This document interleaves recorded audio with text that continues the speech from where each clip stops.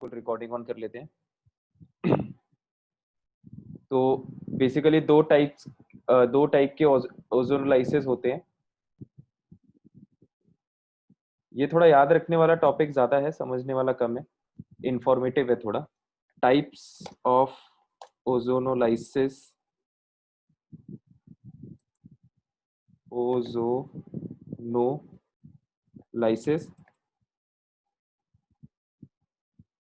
Sir मेरे में बार बार रुक रहा है, एग्जिट करके दोबारा एंटर करके देखो संकेत।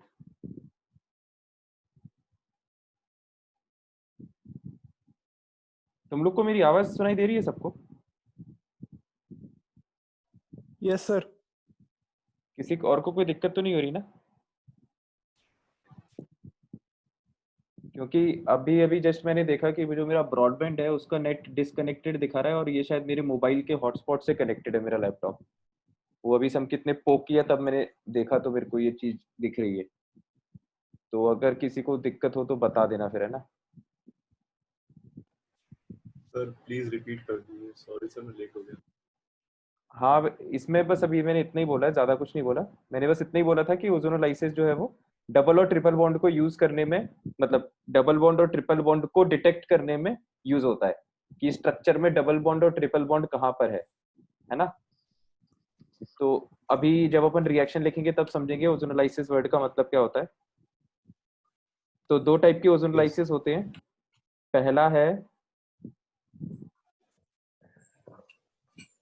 पहला है रिडक्टिव ओजोनोलाइसिस। रिडक्टिव ओजोनोलाइसिस, है ना?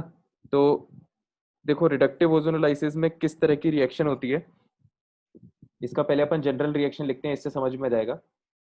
तो रिडक्टिव ओजोनोलाइसिस में जैसे ये हमारा कोई एल्कीन है, RCH double bond CH R dash, ठीक है।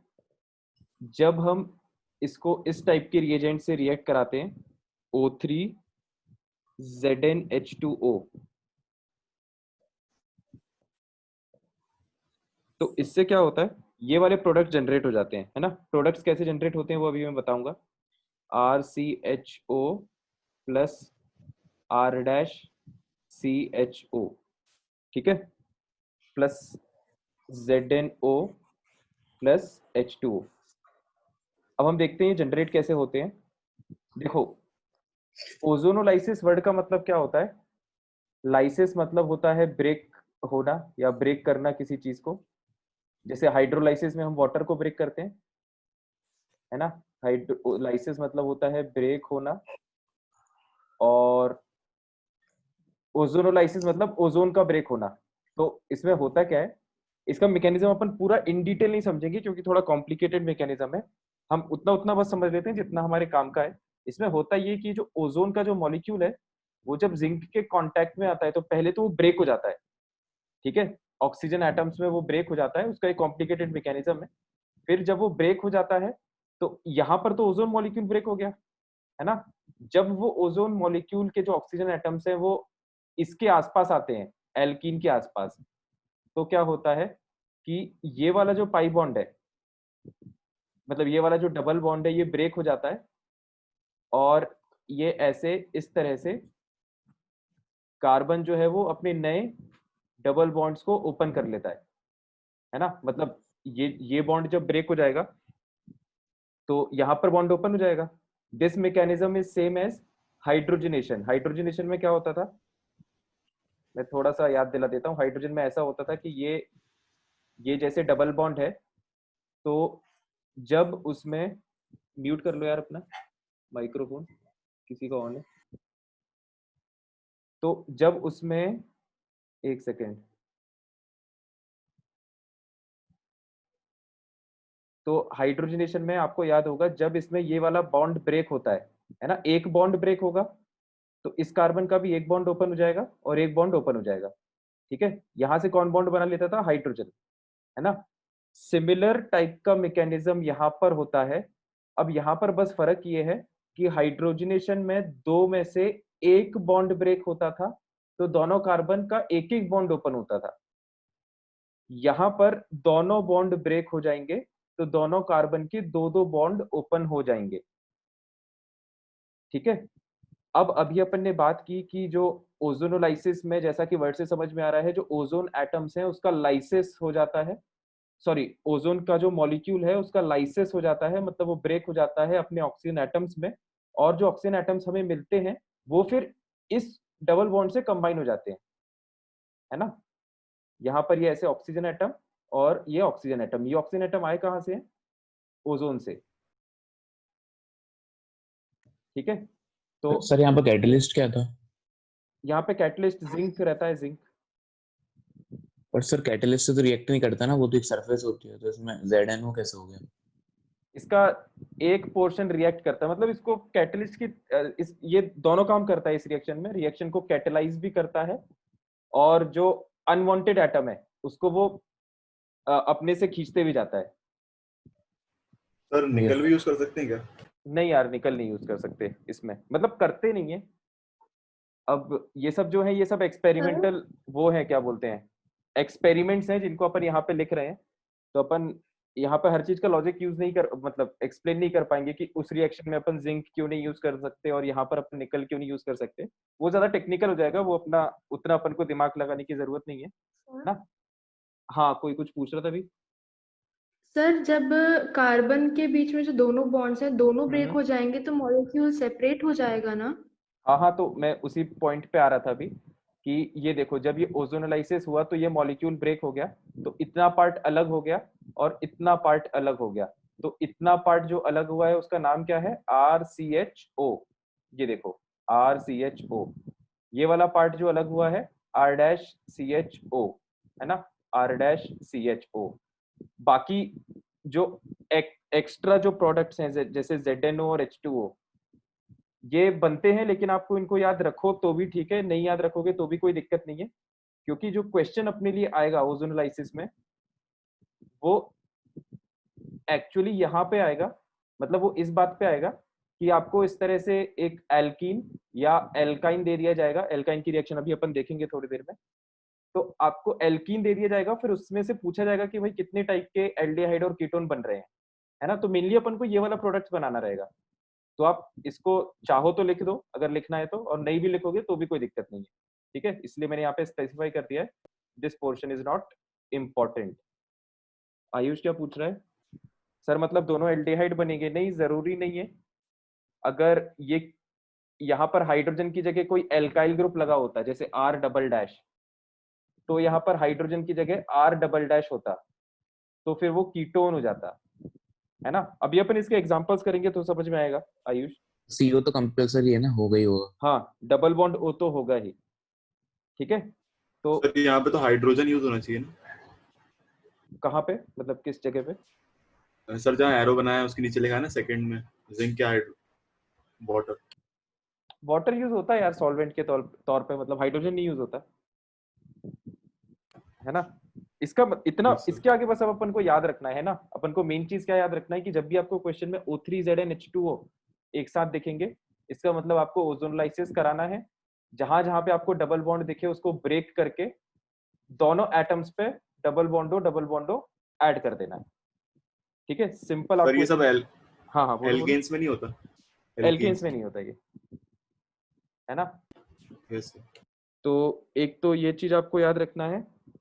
सिमिलरली अपन इसको एल्काइंस के लिए भी लिख लेते हैं, क्योंकि हमने यहाँ पे लिखा है कि एल्काइंस की पोजीशन भी हम डिटेक्ट कर सकते हैं, तो उसको देख लेते हैं हम उसको कैसे करते हैं। तो एल्काइन का हम कोई रिएक्शन देखें, जैसे आर, ये अपने ब्लू सर इसको रिडक्टिव क्यों कहते हैं?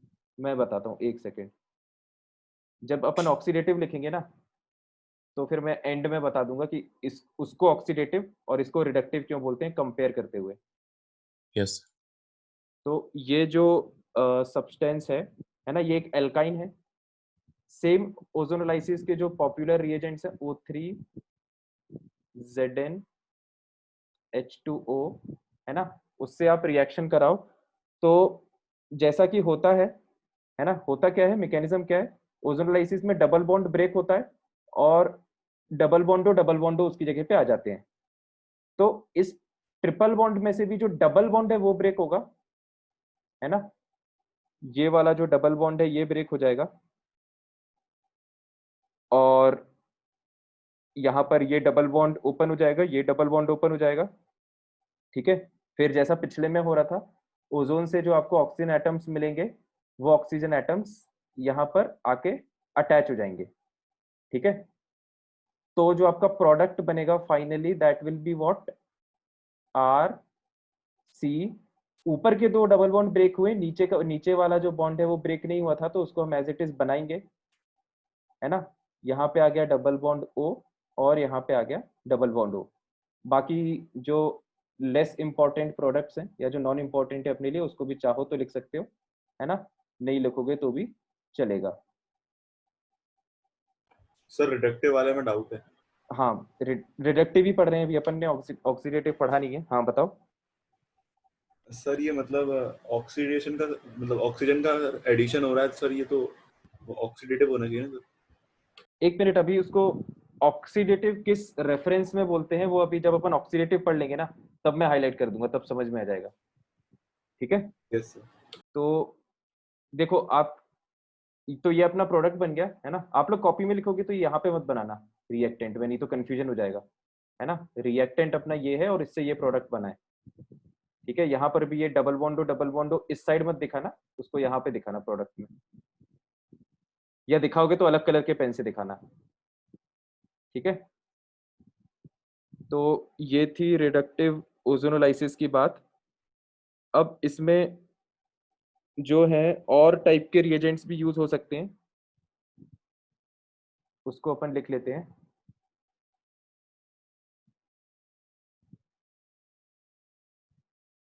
एक सेकेंड। तो रिएजेंट्स जो हैं, मतलब जो एरो के ऊपर नीचे अपन लिखते हैं जिससे अपन को पता चलता है कौन से टाइप की रिएक्शन हो रही है, उसमें O3ZnH2O तो है ही, है ना। और भी इसमें, एक मिनट आयुष में ये वाला पॉइंट कंप्लीट कर दूं। अदर पॉसिबल रिएजेंट्स कौन कौन से हो सकते हैं?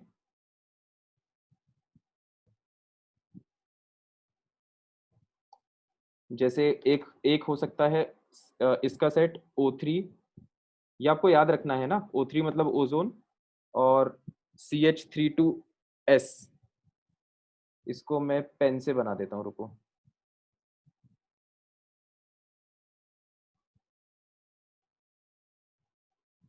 ये आएगा अपना O3।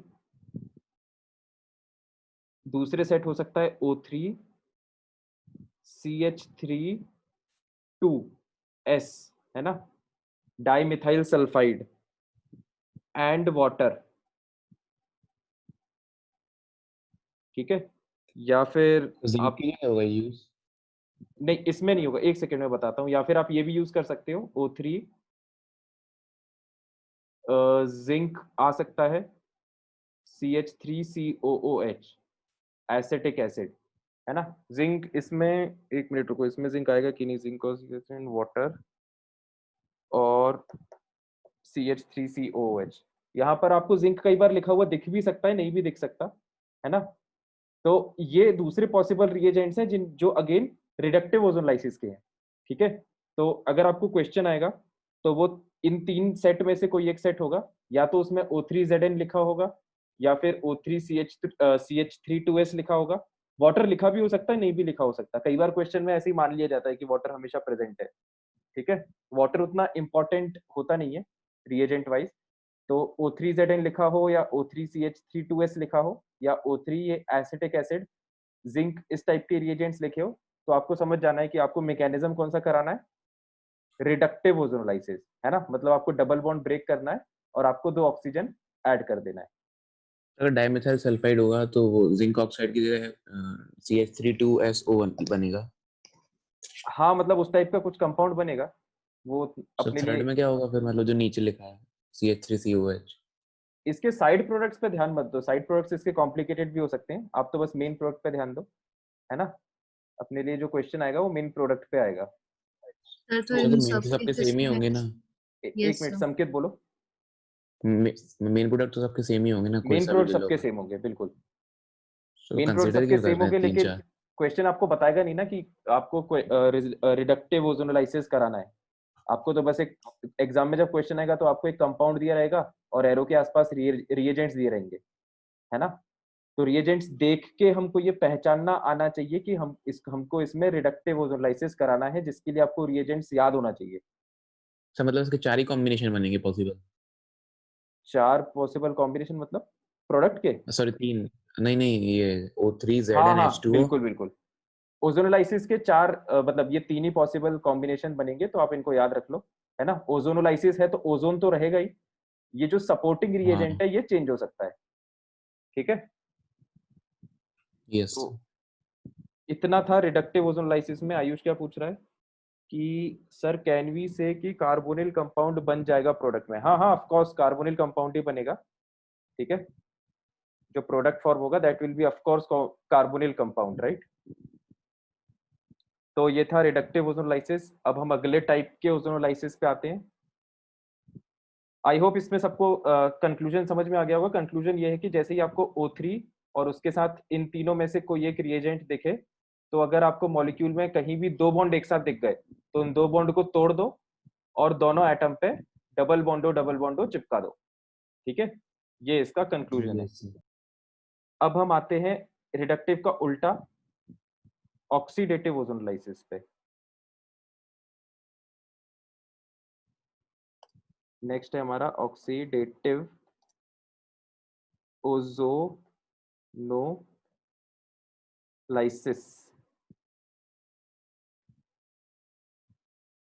तो ऑक्सीडेटिव ओजोनोलाइसिस में हम सेम रिएजेंट लेते हैं, मतलब सेम रिएक्टेंट लेते हैं। इसका भी यूज उसी ओजोनोलाइसिस का यूज उसी के लिए होता है, डबल और ट्रिपल बॉन्ड के लिए। तो ये चीज तो सेम रहेगी, तो हम रिएक्टेंट सेम ले सकते हैं। तो हम सेम रिएक्टेंट ले लेते हैं। जैसे पहला रिएक्टेंट एल्कीन है RCH double bond CHR dash, ठीक है।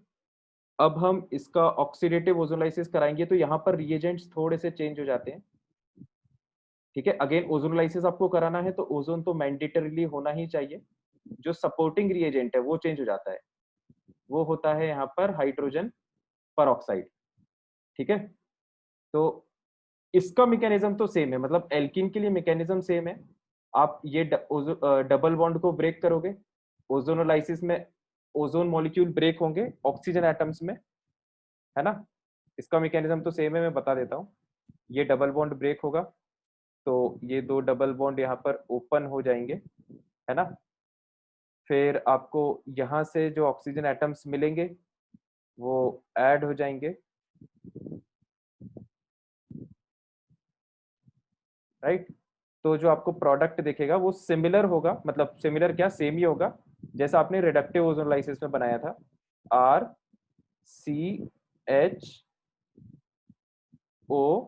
प्लस R-CHO, ठीक है। और फिर इसमें तो ये तो हो गया यहाँ तक, है ना। यहाँ तक प्रोडक्ट सेम है, ठीक है। इसके आगे इसमें एक्स्ट्रा स्टेप क्या होती है जहां पे डिफरेंस आ जाता है, उसको अब देखो।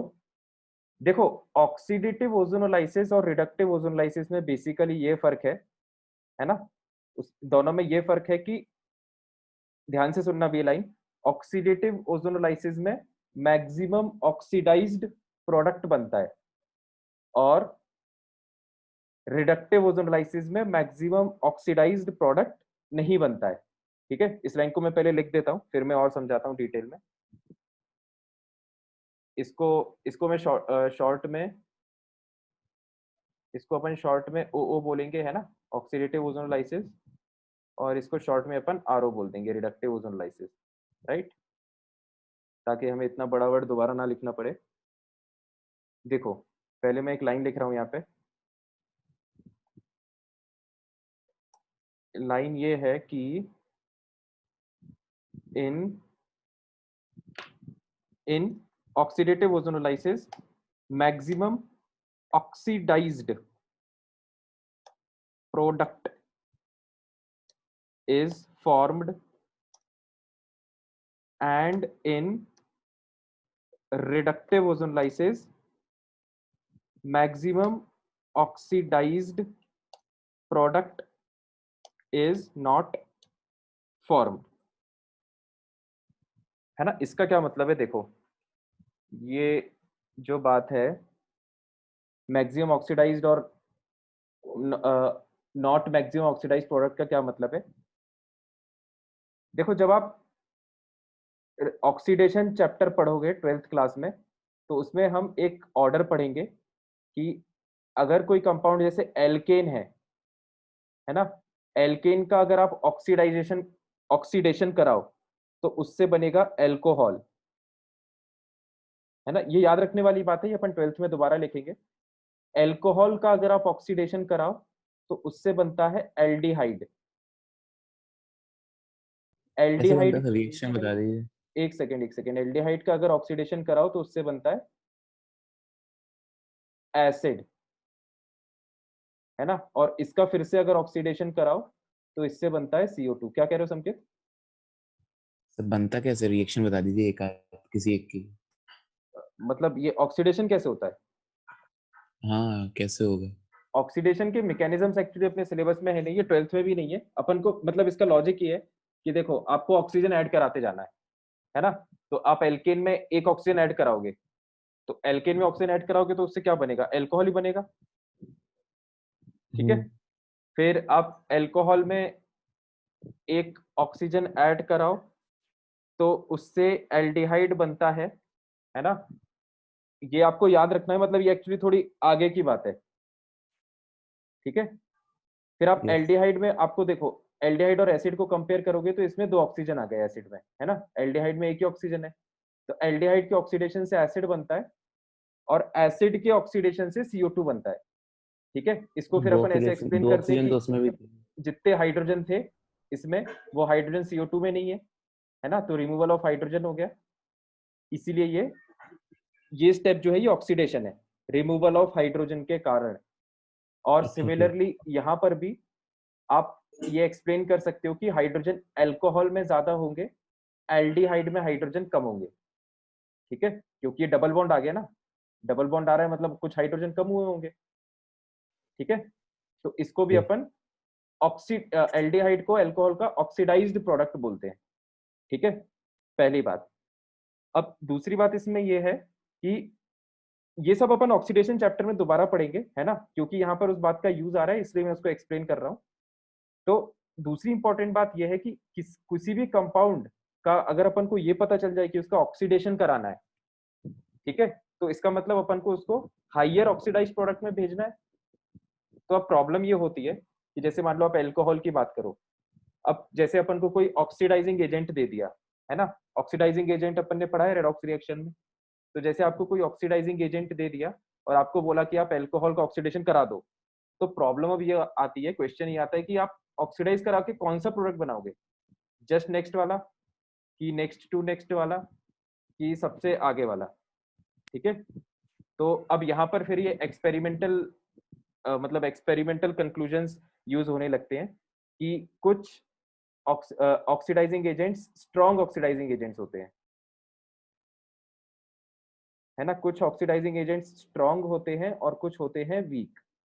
तो जो स्ट्रॉन्ग होते हैं वो ऑक्सीडाइज करके हाईएस्ट स्टेट में पहुंचा देते हैं, है ना, और जो वीक होते हैं वो बस नेक्स्ट ऑक्सीडाइज्ड स्टेट में पहुंचाते हैं।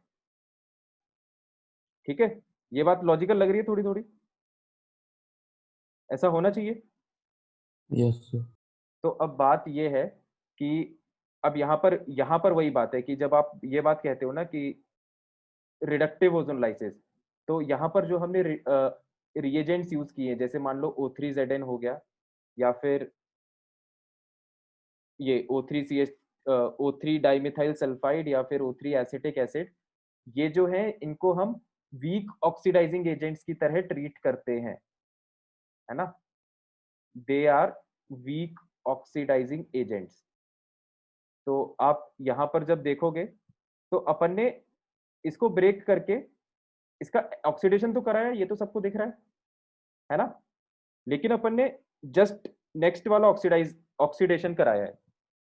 मतलब अपन ने क्या किया है, अपन ने इस तरह के हाइड्रोकार्बन को अपन ने यहां तक ऑक्सीडाइज कराया है ना, हमने आगे तक ऑक्सीडाइज नहीं कराया है।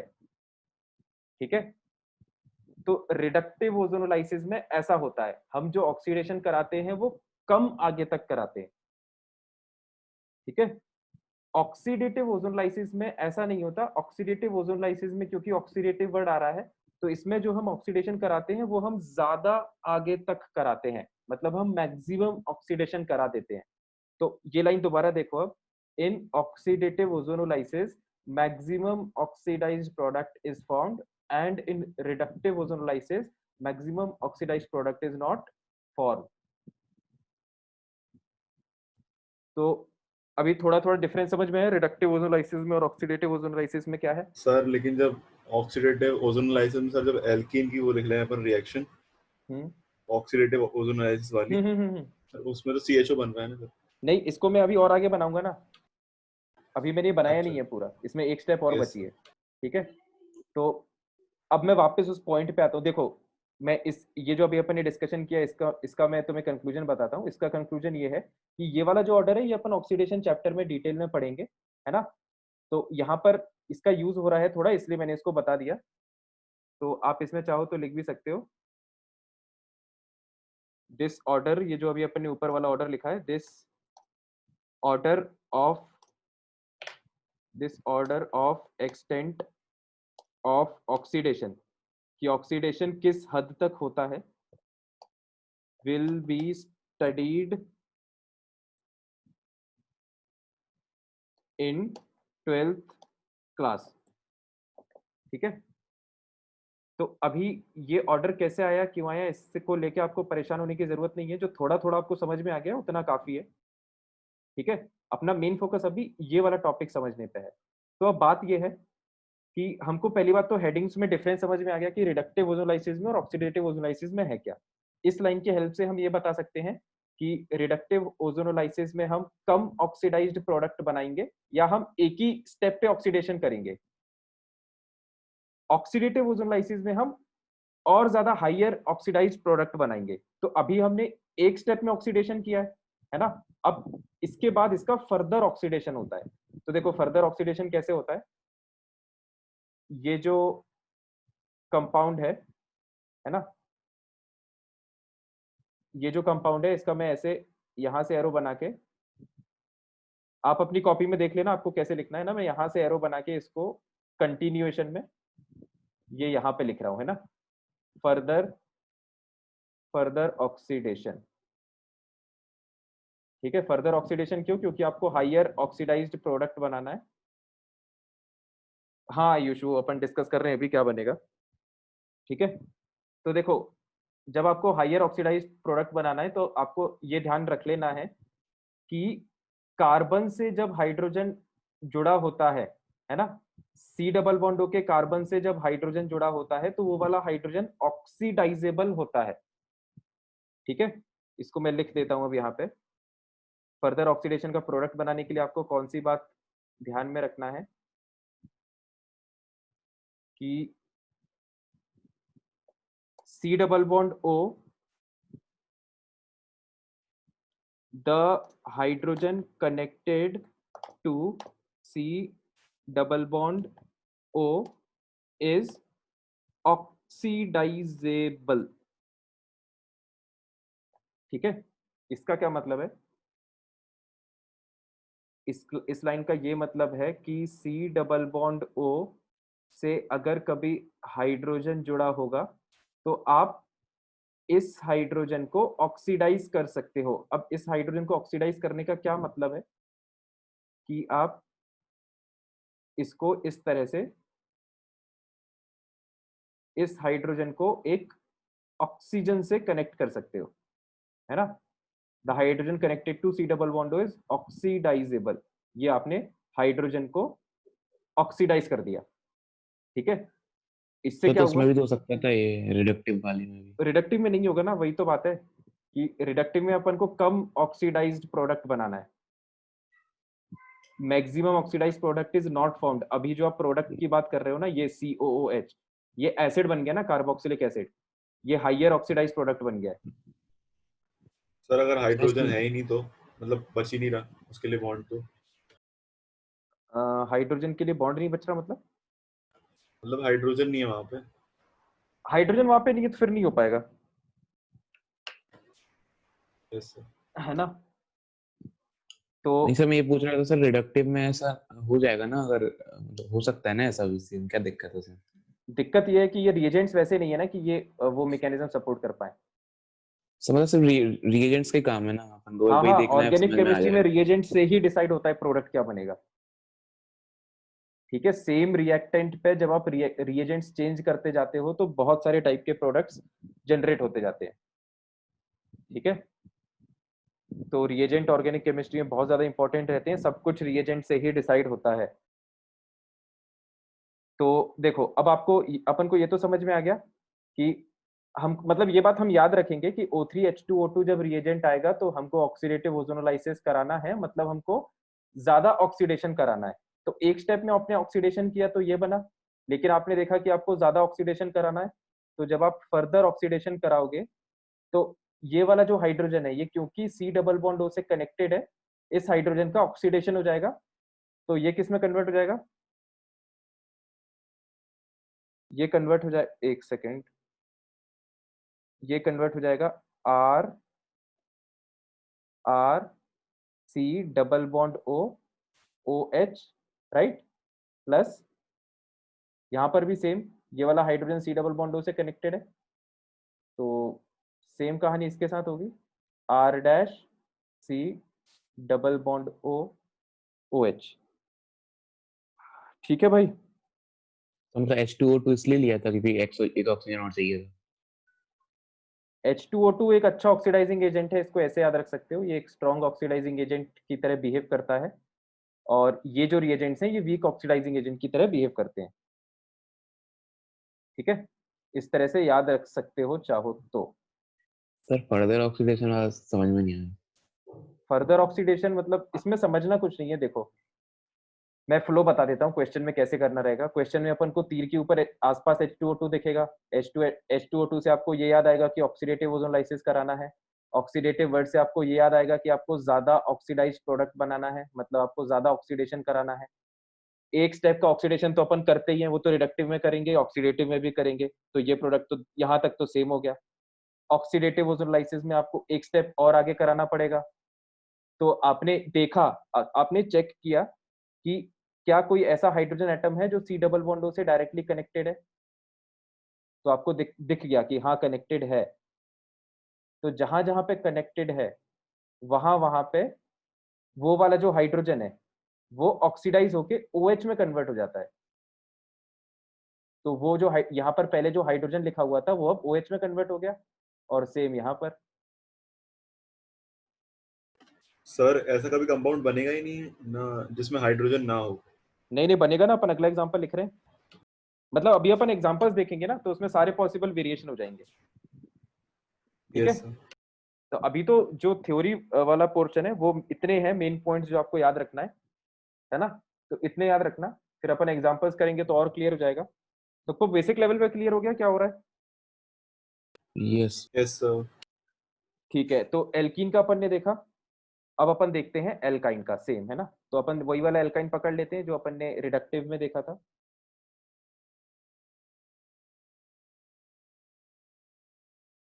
तो अपना जो एल्काइन है वो है RC triple bond CR dash, right.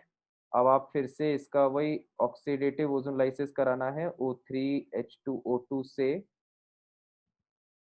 तो पहली स्टेप तो वही रहेगी, ओजोनोलाइसिस कराना है, तो ये बॉन्ड ब्रेक होगा, तो इससे आपका RC double bond O C double bond O R dash ये प्रोडक्ट फॉर्म हो जाएगा, है ना। अब यहाँ पर देखो ये वाला आपका प्रोडक्ट फॉर्म हो गया, है ना। अब यहाँ पर एल्काइन के केस में ये वाला बॉन्ड भी ब्रेक हो जाता है, मतलब इसका इसका फर्दर ऑक्सीडेशन कैसे होता है, एक सेकेंड रुको, इसको अपन ऐसे दिखाते हैं, ये वाला बॉन्ड ब्रेक हो जाएगा और ये वाला बॉन्ड अगर ब्रेक हो गया तो ये ओपन हो जाएगा, है ना? और ये वाला बॉन्ड अगर ओपन हो गया तो यहाँ पर अब इसका होता है फर्दर ऑक्सीडेशन, है ना? इसको 1 मिनट अभी लिखना मत, मैं एंड में समराइज करके फिर लिखवा दूंगा, ठीक है? तो जब फर्दर ऑक्सीडेशन होगा तो यहाँ पर हम इसको ऐसे याद रखते हैं कि फिर से यहाँ पर OH और OH आ जाता है, मतलब जो आपको प्रोडक्ट दिखेगा ऑक्सीडेशन के बाद, 1 मिनट, ये हमने बीच में गलत बना दिया, ऑक्सीडेशन के बाद 1 मिनट आ देते हैं, मैं तुम्हारे क्वेश्चन का आंसर देता हूँ अभी, क्योंकि तुम ईथर ईस्टर की बात कर रहे हो, दोनों यहाँ पे नहीं है, तो अभी थोड़ी देर में मैं इसका आंसर देता हूँ। तो इसका हम एसिड का हम ऐसे, मतलब एल्काइन का हम ऐसे याद रखते हैं कि यहाँ पर ये ऐसे फर्दर ऑक्सीडेशन से इसका ये OH ग्रुप ऐड हो जाएगा दोनों में, है ना? तो बस में हाइड्रोजन ऐड हो रहा है ना, तो रिडक्शन नहीं हो रहा क्या? कहाँ पे? सर जैसे सर वही नेक्स्ट पेज पे, जैसे ऊपर हाइड्रोजन नहीं था, नीचे हाइड्रोजन आ गया। ऊपर ऊपर मतलब यहाँ पे? हाँ, यहाँ पर हाइड्रोजन नहीं था पर नीचे आ गई। यहाँ पे हाइड्रोजन नहीं था और यहाँ पे हाइड्रोजन आ गया, ये बोल रहे हो? हाँ, इसको तो याद रख लो यार, मतलब ये आप लोग याद रख लो कि ये बॉन्ड जब ब्रेक होता है तो यहाँ पर OH और OH लग जाता है। ये सब देखने में ऐसा लग रहा है रिडक्शन हो गया हो, क्योंकि हाइड्रोजन ऐड हो रहा है।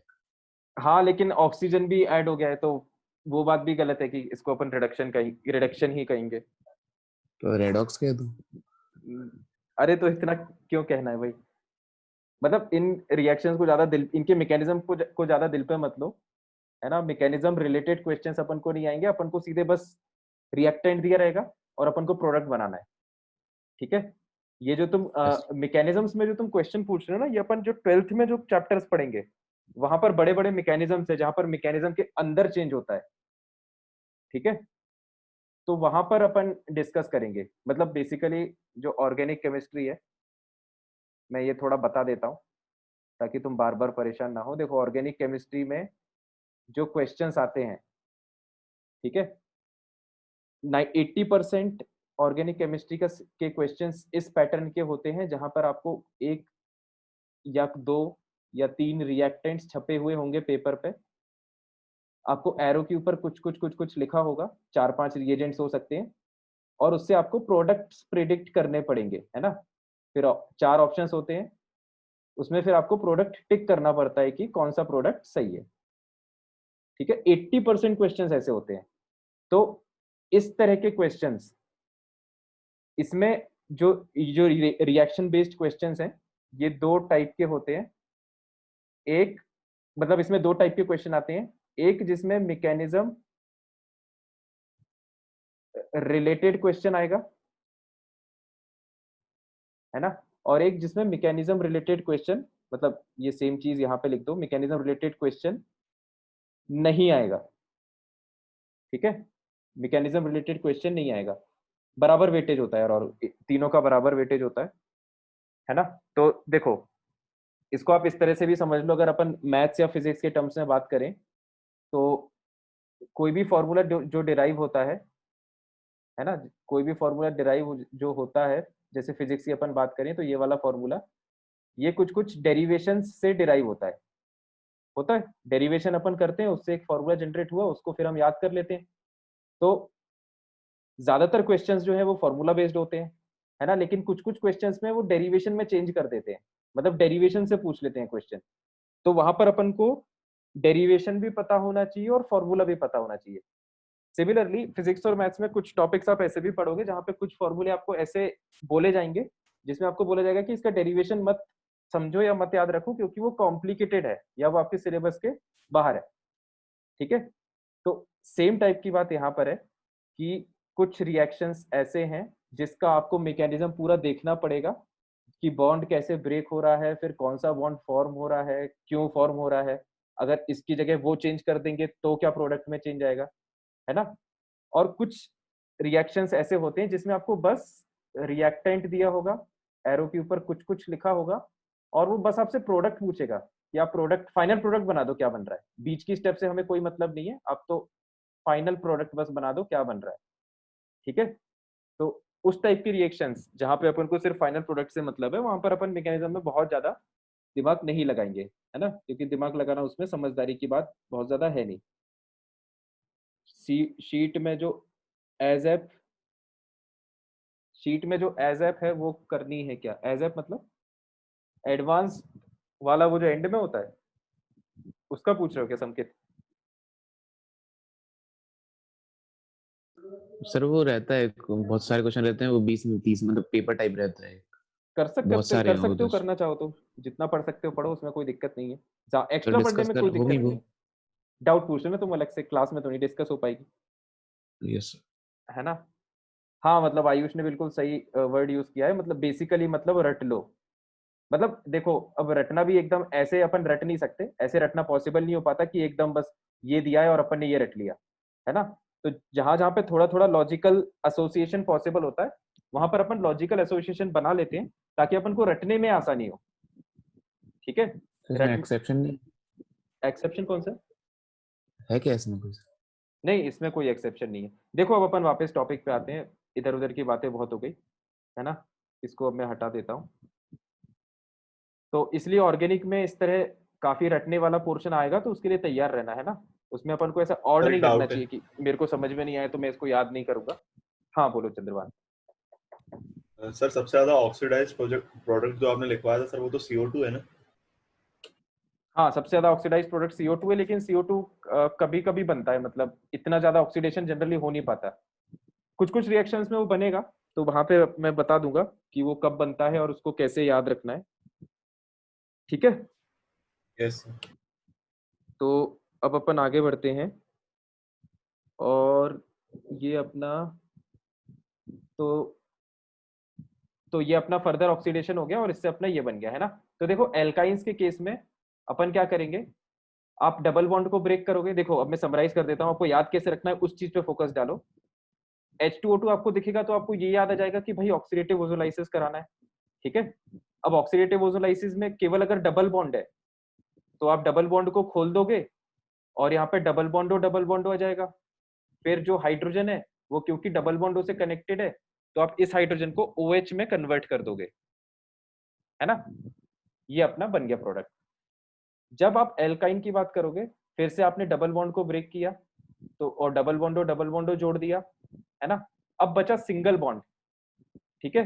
तो आप सिंगल बॉन्ड को भी ब्रेक करोगे, है ना।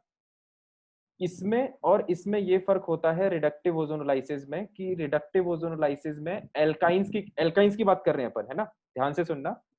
रिडक्टिव ओजोनोलाइसिस में अपन केवल एक ही स्टेप पे ऑक्सीडेशन कराते हैं, तो ये वाला बॉन्ड उड़ता नहीं है ना, ये वाला बॉन्ड ब्रेक नहीं होता बीच वाला। और ऑक्सीडेटिव ओजोनोलाइसिस में जब अपन एल्काइंस का रिएक्शन कराते हैं, एल्काइंस का, तो उसमें अपन पहले स्टेप में भी ऑक्सीडेशन करते हैं, फिर अब आगे भी ऑक्सीडेशन करते हैं। तो अब यहाँ पर आपको देखो, ध्यान से सुनना, इससे आपको याद हो जाएगा।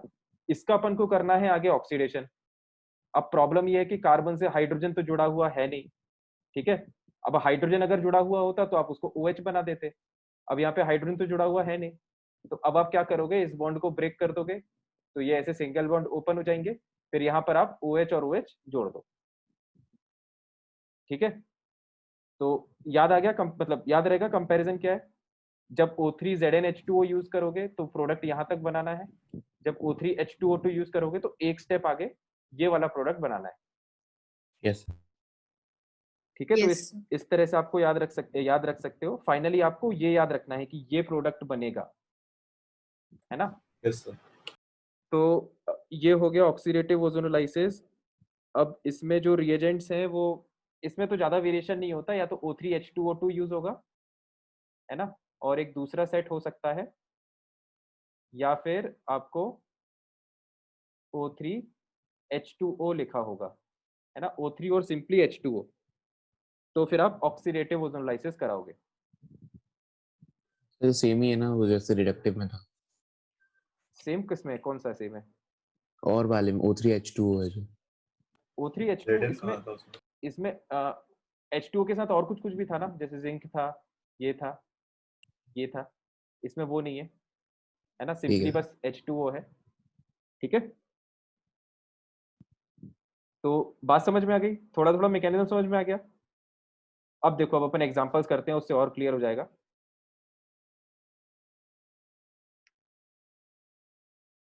देखो भैया एग्जांपल्स देखो, पहला एग्जांपल है जैसे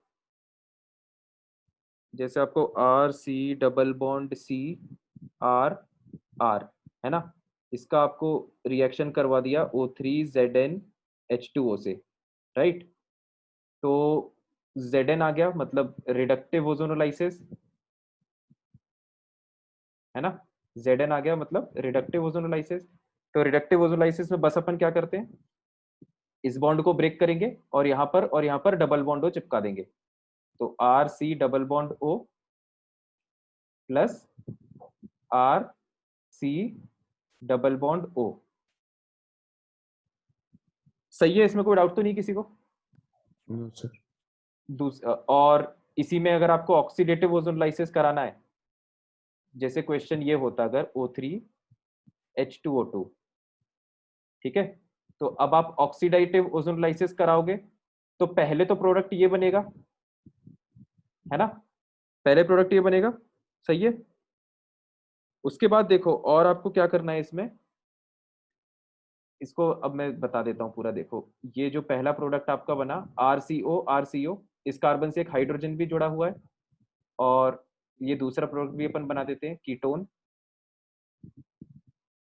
क्योंकि ये ऑक्सीडेटिव ओजोनोलाइसिस है, आप इसका फर्दर ऑक्सीडेशन कराओगे तो ये वाला जो हाइड्रोजन है, ये देखो ये CO से कनेक्टेड है, मतलब ये ऑक्सीडाइजेबल है। तो आप क्या प्रोडक्ट बनाओगे, RCOH,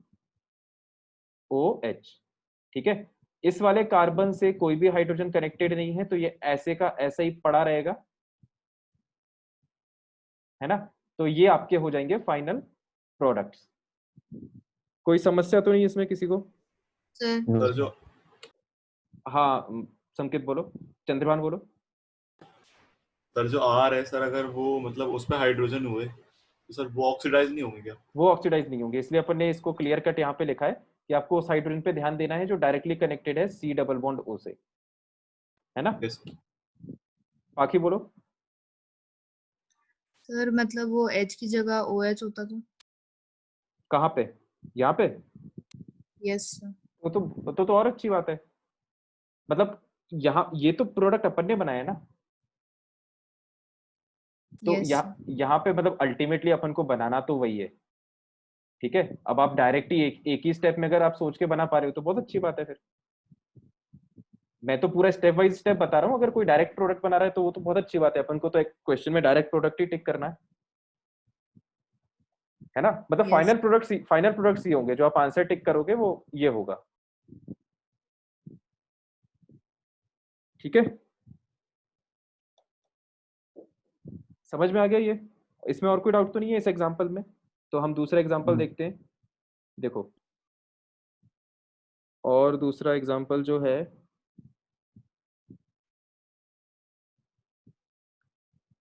एक कंपाउंड जैसे ये है C डबल बॉन्ड C, इसका आप O3ZnH2O से रिएक्शन करा रहे हो, तो वही रिडक्टिव ओजोनोलाइसिस, ये ब्रेक होगा, तो ये डबल बॉन्ड इधर चिपका दो और डबल बॉन्ड यहाँ पे चिपका दो, राइट। सही है, कोई डाउट तो नहीं है इसमें? नो यही सर। अगर आप O3H2O2 से रिएक्शन कराओगे तो अब अपन डबल स्टेप में ऑक्सीडेशन कराएंगे। पहली स्टेप तो सेम है ना, डबल बॉन्ड O यहाँ पे आएगा और यहाँ पर C डबल बॉन्ड O, मतलब बाकी दोनों क्या होंगे, हाइड्रोजन, सही है। अब देखो, अब अपन को इनका कराना है फर्दर ऑक्सीडेशन। तो जब आप फर्दर ऑक्सीडेशन कराओगे, क्योंकि ऑक्सीडेटिव ओजोनोलाइसिस है, तो यहाँ पर आ जाएगा OH, सही है। Yes sir. और अब देखो यहाँ पर फिर से आ जाएगा क्या, OH OH, क्योंकि C डबल बॉन्ड O से डायरेक्टली कनेक्टेड है,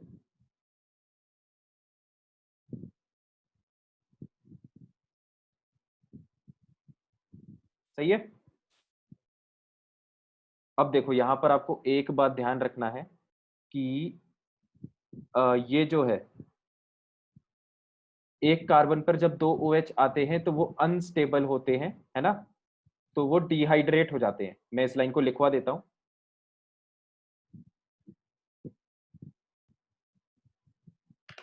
ये जो लाइन अपन लिख रहे हैं ये through out the organic chemistry आगे भी बहुत जगह आएगी, तो मैं हर बार आपको हाईलाइट कर दूंगा। अपन इतनी बार इस लाइन को मतलब गो थ्रू कर लेंगे कि ये आपके जहन में बैठ जाएगी। ठीक है, दो 2OH on same carbon is unstable, unstable लिख लिया अपन ने, वो अनस्टेबल है, unstable, and they dehydrate, dehydrate. ठीक है, इस लाइन के मायने क्या है देखो मैं बताता हूं। इस लाइन का ये मतलब है कि दो हाइड्रोक्साइड जब सेम कार्बन से कनेक्टेड हो, जैसे किसी कार्बन से अगर ये दो हाइड्रोक्साइड कनेक्टेड है ना, बाकी दो बॉन्ड में कुछ भी कनेक्टेड हो सकता है, उससे मतलब नहीं है अपन को, तो ऐसी स्थिति को अनस्टेबल सिचुएशन कहा जाता है ना। तो स्टेबिलिटी पाने के लिए फिर ये कैसे खुद को तोड़ मरोड़ करता है ये मॉलिक्यूल, ये डिहाइड्रेट हो जाता है ना। तो डिहाइड्रेशन का मतलब क्या है? डिहाइड्रेशन मतलब होता है लॉस ऑफ वाटर। तो वाटर को लॉस करने के लिए आपको OH और H को हटाना पड़ेगा। ठीक है, तो जब आप मॉलिक्यूल से H और OH को हटा देते हो तो ये H और OH मिलके H2O बना के बाहर निकल जाते हैं, और बचता क्या है अपने पास? बचता है अपने पास ये कार्बन और ये डबल बॉन्ड O। ठीक है, अब ऑफ कोर्स लॉजिकल सी बात ये है कि यहाँ पर डबल बॉन्ड आएगा, क्योंकि ये जो बॉन्ड है ये वाटर के साथ मतलब निकल चुका है ना, ये बॉन्ड निकल चुका है, तो और कार्बन को 4 बॉन्ड बनाने हैं, तो ये दो बॉन्ड तो पहले से थे एज इट इज। ठीक है, तो अब उसके पास एक मतलब एक कार्बन के पास एक तरफ से 2 बॉन्ड वो तो पहले से थे एज इट इज, बाकी एक तरफ से जो 2 बॉन्ड है ना, अब उसके पास एक ही ऑक्सीजन एटम है, तो वो जो दोनों बॉन्ड है वो किससे? एक ही ऑक्सीजन एटम से बना लेगा। सही है? Yes sir. तो ये बात आपको याद रखनी है कि कार्बन एटम पे जब भी 2 OH आएंगे तो वो अनस्टेबल होकर डिहाइड्रेट हो जाएंगे, तो इस तरह से कंपाउंड चेंज हो जाएगा। अब हम अपने पॉइंट पे वापस आते हैं। तो जो ये वाला कंपाउंड था, है ना, ये क्योंकि अनस्टेबल है, तो मैं यहाँ से अब सोल्यूशन को आगे बढ़ाता हूँ, है ना। ये मैं पहले यहाँ पे लिख देता हूँ कि ये कंपाउंड अनस्टेबल है। तो ये कैसे खुद को सेट करता है? जो आपका कंपाउंड है वो ये दिया हुआ है ना, C double bond O, OH और OH। सही है, तो क्योंकि ये अनस्टेबल है ना, तो ये वाटर को छोड़ देता है, और वाटर को छोड़ेगा तो ये क्या बनेगा? नीचे से ये बन जाएगा डबल बॉन्ड O। सही है, ये OH मतलब ये वाला OH और ये वाला H, ये वाटर बन के बाहर निकल जाएगा, तो बचेगा क्या अपने पास? Double bond O। ठीक है, तो ये मॉलिक्यूल क्या बन गया? CO2। ये मॉलिक्यूल क्या है? CO2। सही है? Yes sir. तो फाइनली प्रोडक्ट्स क्या होंगे? फाइनल प्रोडक्ट्स जो होंगे वो एक तो ये प्रोपेनोइक एसिड, और ये वाला मॉलिक्यूल अनस्टेबल है तो ये ब्रेक हो जाएगा, तो फाइनली आपको CO2 मिल जाएगा। तो जो तुमने चंद्रवन थोड़ी देर पहले क्वेश्चन पूछा था कि CO2 कब जनरेट होता है, वो इस तरह की सिचुएशन में जनरेट होता है ना, जब ऐसी सिचुएशन जनरेट हो रही हो किसी भी मॉलिक्यूल में। Yes sir. ठीक है, और ऐसी सिचुएशन जनरेट नहीं हो रही तो बस अपन को नॉर्मल जितना अपन ने मैकेनिज्म समझा है उतना फॉलो करते हुए प्रोडक्ट बनाना है। ठीक है, यस। तो ये बात थोड़ा इंपॉर्टेंट है, इसलिए मैंने इसको दूसरे अलग कलर से लिखा। अब आप लोग एक ही कलर से लिख रहे हो तो इसमें फिर बॉक्स बना लेना। ठीक है, क्योंकि ये सोल्यूशन का पार्ट नहीं है, सोल्यूशन तो इतना है जो अपन ने ब्लू पेन से लिखा है ना। अब अपन आगे आते हैं। सर एक डाउट और है। हाँ बताओ। सर जैसे कि सर वो वाले ग्रुप नहीं हुए, मतलब CH3 वाला कोई ग्रुप नहीं हुआ, C ट्रिपल बॉन्ड N है जैसे कि, C ट्रिपल बॉन्ड N है कहाँ पर? या कोई ऐसा ग्रुप है सर जिसमें वो हो ही नहीं रहा है, मतलब हाइड्रोजन है ही नहीं, तो जैसे सर यही इनका वाला ग्रुप इनका है C ऑक्सीजन, ट्रिपल बॉन्ड है, सर इसमें हाइड्रोजन तो होगा ना सर? ऐसा कोई ग्रुप जिसमें हाइड्रोजन ही नहीं है तो हाँ, तो तुम आगे बोलो फिर मैं कोशिश करूंगा समझने की। सर ऐसा कोई ग्रुप जिसमें हाइड्रोजन नहीं है सर, उसका मतलब ऑक्सीडेटिव क्या कहते हैं, ओजोनोलाइसिस, रिडक्टिव ओजोनोलाइसिस कैसे करेंगे? जिसमें हाइड्रोजन नहीं है उसका ऑक्सीडेटिव ओजोनोलाइसिस रिडक्टिव ओजोनोलाइसिस करेंगे, ये ऐसा कुछ कह रहे हो ना तुम? सर ऐसा कैसे करेंगे ये पूछ रहा हूँ। ऐसा कैसे करेंगे? मेरे को एक्चुअली तुम्हारा क्वेश्चन ही सही से समझ नहीं आ रहा। मैं फिर से चंद्रभान बोल देता हूँ एक बार। बोलो, जल्दी जल्दी बोलो थोड़ा। हाँ सर, सर जैसे कि कोई ऐसा ग्रुप चिपका हुआ है कार्बन से, हम्म जिसमें ऑक्सीजन भी नहीं है, हाइड्रोजन भी नहीं है, हम्म। और सर अगर उसको अपन को ऑक्सीडेटिव या रिडक्टिव ओजोनोलाइसिस करना है तो सर कैसे करेंगे, ये पूछ रहा हूँ। तो करना क्यों है भाई, इतना इतनी परेशानी मतलब इतनी मगजमारी क्यों करनी है जिंदगी में? ऐसा क्वेश्चन आएगा नहीं भाई तुम्हें, ठीक है? तो तुम फालतू Yes. परेशान हो रहे हो चंद्रभान। आयुष क्या पूछ रहा है कि सर वो RC ट्रिपल बॉन्ड की बात कर रहा है, C ट्रिपल बॉन्ड, हाँ वो मैं समझ गया। तो अभी और एग्जांपल्स देख लो, तो अपन जितने एग्जांपल्स कर रहे हैं ना उतने ही टाइप के क्वेश्चन आएंगे, इससे इसके बाहर किसी टाइप का क्वेश्चन नहीं आएगा, ठीक है?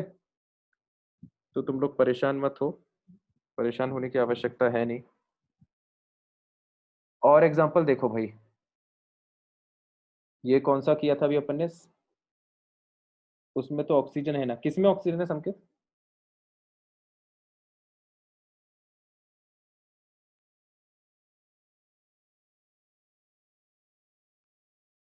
किसमें ऑक्सीजन है?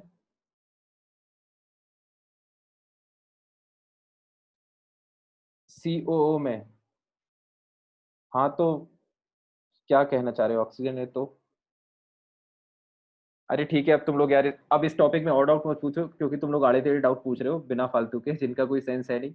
अपन जल्दी एटलीस्ट ओजोन लाइसिस तो खत्म कर लेते हैं आज, अभी अपन को डिस्कशन भी करना है, क्लास का टाइम भी खत्म होने वाला है, ठीक है?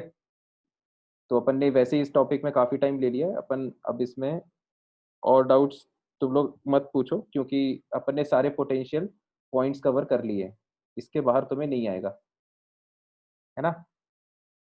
इसके बाहर कुछ आएगा तो मैं उस टाइम पे क्लियर कर दूंगा। देखो, ये वाला जो कंपाउंड है एल्काइन, मतलब ये एक एग्जांपल है, तो इसमें वही अब ऑक्सीडेटिव ओजोनलाइसिस कराना है, रिएजेंट देख के समझ में आ रहा है। करा दो, डबल बॉन्ड पहले ब्रेक करोगे तो ये RC double bond O, C double bond O H, है ना? फिर आप इसका फर्दर ऑक्सीडेशन कराओगे, तो जब आप फर्दर ऑक्सीडेशन कराओगे तो आप इस बॉन्ड को ब्रेक कर दोगे, है ना? और अपन ने ऐसे देख रखा है कि जब अपन इस बॉन्ड को ब्रेक करते हैं तो अपन OH चिपका देते हैं, तो ये OH यहाँ पे चिपका दिया, और ऐसे ही एक OH अपन ने यहाँ पे चिपका दिया, ठीक है? अब इसमें देख लो भाई, कोई कंपाउंड अनस्टेबल तो नहीं है, तो सही है, ये वाला कंपाउंड भी सही है, ये वाला कंपाउंड भी ठीक है। मतलब अब एक्चुअल में इसमें ये बात होती है कि अगर आप ये प्रोडक्ट भी बना दोगे ना तो भी ठीक है। वैसे ये कहा जाता है कि जो HCOOH है ना, ये क्या है? HCOOH, methanoic acid. तो इसको ऐसा बोला जाता है कि ये अनस्टेबल होता है, तो ये फिर से ब्रेक हो जाता है। मतलब ये अकेला एसिड है जो अनस्टेबल होता है ना? तो ये ब्रेक हो जाता है H2O प्लस CO2 में, है ना? तो ये एक्सेप्शन है, ठीक है? ये HCOH का ब्रेक होना ये एक्सेप्शन है। HCOH एक स्टेबल कंपाउंड नहीं है, तो उससे CO2 रिलीज होता है। ये अगेन रटने वाली बात है ना? तो इसको आप एक्सेप्शन के तौर पे याद रख सकते हो। तो एक प्रोडक्ट तो ये बनेगा, है ना? ये स्टेबल नहीं होगा, तो इससे आप CO2 बाहर निकाल देना, ठीक है?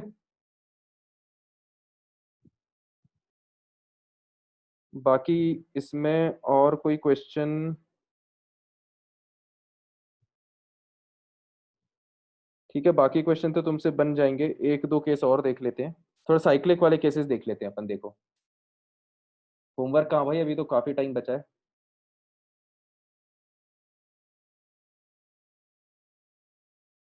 साइक्लिक वाले केसेस देखो, जैसे मान लो कि ये बेंजीन का मॉलिक्यूल है,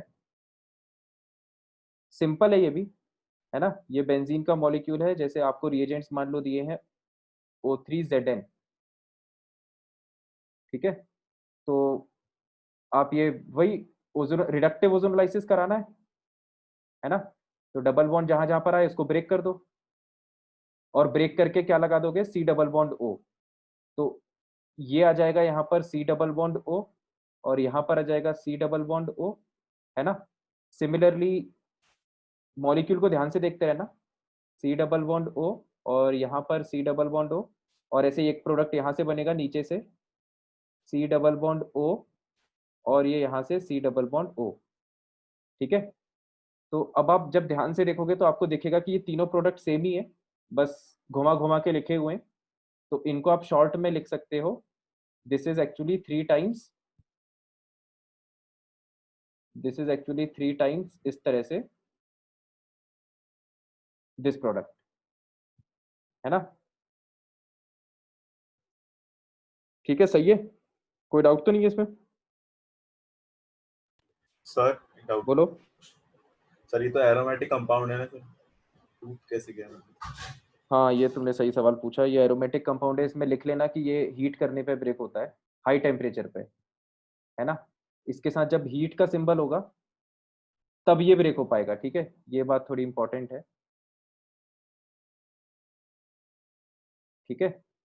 इसमें वो उसी तरह जैसे हाइड्रोजनेशन होता है ना, हाइड्रोजनेशन एरोमेटिक कंपाउंड्स पे नहीं होता, वैसे ही यहाँ पर भी वही बात लागू है, ठीक है। इसको मैं लिख देता हूँ, aromatic compounds don't, aromatic compounds don't get ozonolysed at room temperature, है ना, ओजोनोलाइज्ड एट रूम टेम्परेचर। लिख लो जल्दी जल्दी।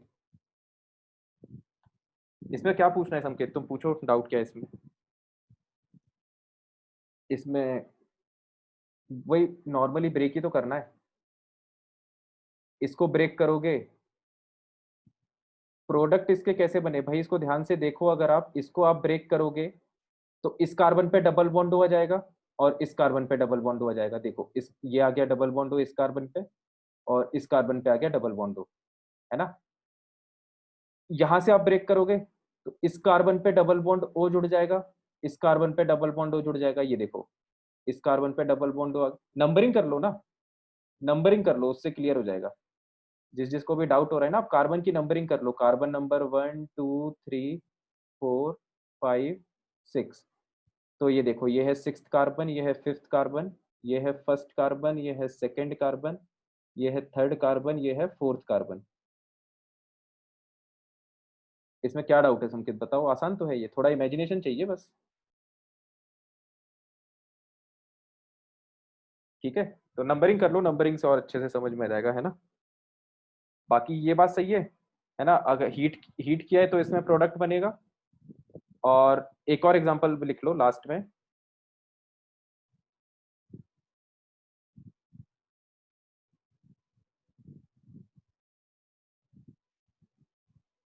तो जैसे ये कोई कंपाउंड है C double bond C C, है ना। आप इसका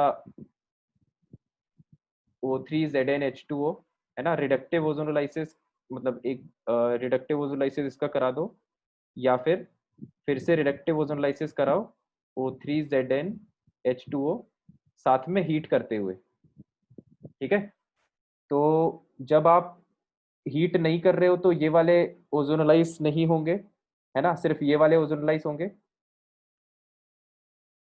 तो सिर्फ ये वाला डबल बॉन्ड ब्रेक होगा, तो यहां से आपका प्रोडक्ट क्या बनेगा, ये बनेगा C डबल बॉन्ड O, और यहां से भी इस कार्बन से भी डबल बॉन्ड O अटैच होगा, तो plus C C double bond O, right. लेकिन अब इस बार आप हीट भी कर रहे हो, तो आप हीट भी कर रहे हो तो हीट करने से ये वाले बॉन्ड्स भी ब्रेक हो जाएंगे, है ना। तो प्रोडक्ट्स इसमें क्या क्या बनेंगे, अब प्रोडक्ट्स इसके बना लेना, है ना। मैं डायरेक्ट इसमें आंसर लिख देता हूँ, तुम लोग मैच कर लेना, क्योंकि थोड़ा सा डिस्कशन भी करना है। या आप लोग आराम से इसको ब्रेक करके जो डबल बॉन्ड जोड़ जोड़ के देख लेना, आंसर मैच कर जाएगा। जिसका नहीं करे तो कल स्टार्टिंग में ही पूछ लेना, कल की क्लास में। C C C double bond O, double bond O, double bond O, और एक और जो प्रोडक्ट है वो बनेगा सी सी डबल बॉन्ड ओ। ठीक है, इतने प्रोडक्ट्स बनेंगे, किसी का मैच ना हो तो कल पूछ लेना, मैं बना के बता दूंगा। तो इतना था ओजोनोलाइसिस में, है ना। अब सर ये अपन, दो फॉर्म हुए हैं क्या, सी डबल बॉन्ड ओ, हाँ सी हाँ, दो डबल फॉर्म बॉन्ड? हुए बिल्कुल। तो इसको बना के देखना आराम से, है ना। तो सारे प्रोडक्ट्स बना लेना, जो प्रोडक्ट रिपीट हो उसके सामने नंबर लिख देना, जैसे अपन ने यहाँ पे लिखा है 3। ठीक है चंद्रवान, तो करके देखना, समझ में आ जाएगा। चलो भाई, अब मैं डीपीपी यस खोल सर। रहा हूँ, आप लोग डीपीपी में बताओ क्या डाउट है। A7 में बोलो, 10 मिनट है अपने पास रफली, तो जल्दी जल्दी बोलते जाओ भाई।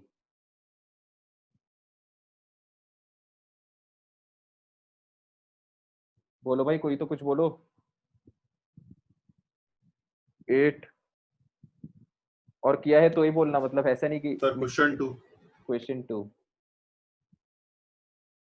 Find the average. इसमें क्या डाउट है चंद्रवान, बताओ। सर मेरा 10 आ रहा था। तुम्हारा 10 आ रहा था, 10 नहीं आना चाहिए। सर 10 ऑप्शन में नहीं है। अच्छा अच्छा, एक सेकेंड रुको। तो ये क्वेश्चन है, क्वेश्चन 2 है ये, राइट। यस। तो इसका देखते हैं अपन सोल्यूशन। देखो, find the average molar mass of A gaseous mixture, gases के मिक्सचर है, मतलब एक से ज्यादा टाइप की गैसेस होगी। तो एवरेज मॉलिक्यूलर मास का अपन को फॉर्मूला पता है, M average is equal to, अब कितनी गैसेस हैं, तो एक तो हाइड्रोजन गैस है और एक अननोन गैस है ना। तो दो टाइप की गैसेस हैं। तो एम एवरेज का फॉर्मूला अपन ने लिख रखा है N1M1 plus N2M2 divided by N1 plus N2। सही है चंद्रपान। Yes sir. अब इसमें देखो, अपन को क्या पूछा है, एवरेज मोलर मास पूछा है, मतलब आपसे ये वाली वैल्यू पूछी जा रही है। और आपको दिया क्या क्या है, विच कंटेन्स इतने atoms of an unknown gas. Sir वो मैंने आईटीसी ही नहीं पढ़ा था तो नहीं, पता नहीं था। हाँ चलो कोई बात नहीं। तो इतने एटम्स ऑफ अननोन गैस, तो आपको इस अननोन गैस के नंबर ऑफ एटम्स दिए हुए, तो इससे आप मोल्स निकाल लोगे, है ना। और 0.2 मोल्स ऑफ हाइड्रोजन गैस, तो इसका मतलब आपको 0.2 मोल, मतलब आपको N2 पता है ना। सेकेंड गैस अपन हाइड्रोजन को मान लेते हैं, और फर्स्ट गैस अपन अननोन गैस को मानते हैं, ठीक है। तो N2 की वैल्यू आपको पता है, हाइड्रोजन का मॉलिक्यूलर मास 2, ये भी पता है अपन को। वेट ऑफ मिक्सचर, है ना। अपन को देखो क्या क्या नहीं पता, अपन को N1 नहीं पता है, M1 नहीं पता है, ठीक है। और अपन को ये टर्म निकालना है। इसके लिए एडिशनल इंफॉर्मेशन क्या दी है, वेट ऑफ मिक्सचर इज 22 ग्राम, ठीक है। तो वेट ऑफ मिक्सचर का मतलब क्या होता है, इसका अपन को यूज करना पड़ेगा, weight of mixture is equal to weight of first gas plus weight of second gas. सही है चंद्रमान। Yes sir. वेट होता है मोल्स इनटू मोलर मास या मॉलिक्यूलर मास, तो अपन ने इस फॉर्म में लिख दिया, ठीक है। तो अब आप देख लो इसमें आपको क्या क्या पता है। आपको N2 की वैल्यू पता है, M2 की वैल्यू पता है ना। और आपको ये number of atoms of unknown gas पता थे, तो इससे आप N1 निकाल सकते हो, मोल्स निकाल सकते हो, चंद्रभान। सर लेकिन वो तो एटम्स के आएंगे ना सर, जैसे कि सर किसी गैस का मॉलिक्यूल हो तो, मतलब वो कहते हैं मॉलिक्यूल हो तो। यार इस क्वेश्चन में दिक्कत ये कि इन्होंने एक तो बताया नहीं है कि जो मॉलिक्यूल है उसमें कितने एटम्स है ना? Yes sir. तो मतलब मुझे ये क्वेश्चन थोड़ा इनकम्प्लीट लग रहा है। अभी आप इसमें ये मान के कर लो क्वेश्चन कि मॉलिक्यूल में एक ही एटम है, एक ही एटम का मॉलिक्यूल है, ठीक है? उससे करके देखो, उससे शायद क्वेश्चन हो जाएगा, है ना?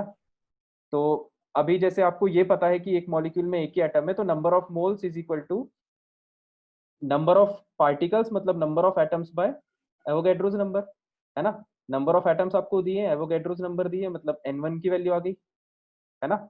n1 की वैल्यू आ गई, मतलब ये टर्म आ गया n1, सही है?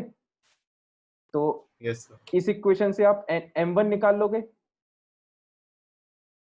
निकल जाएगा। यस सर, निकल गया। इस m1 को यहाँ पे डालना, n1 अपन ने निकाला है, n1 अपन ने निकाला है, n2 अपन ने निकाला है, तो m एवरेज आ जाएगा। Yes sir. तो अब इसमें चेक करना, मुझे ऐसा लग रहा है कि मतलब ये इसमें एक ही एटम होगा एक मॉलिक्यूल में, तभी इन्होंने उसको स्पेसिफाई नहीं किया है। तो तुम आंसर निकाल के देखना, अगर नहीं मैच करे तो फिर बताना, ठीक है चंद्रपाल? Yes sir. और बताओ, क्वेश्चन नंबर 8 पूछा जा रहा था। सर क्वेश्चन नंबर 6 का ऑप्शन सी बता दीजिए इससे पहले। हाँ, क्वेश्चन तुम्हारी इसके बाद और भी क्लास है ना? सर शायद वो कैंसिल हो गई शायद। पक्का बताओ भाई, तो इसकी है मैं ना थोड़ा सर, एक्सटेंड करूं। फिजिक्स की थी। जल्दी बताओ कैंसिल हुई है कि नहीं, हाँ या ना सभी लोग? तो अपन फिजिक्स की है 10-15 मिनट शायद। एक्सटेंड कर लेंगे। हुई है कैंसिल क्या?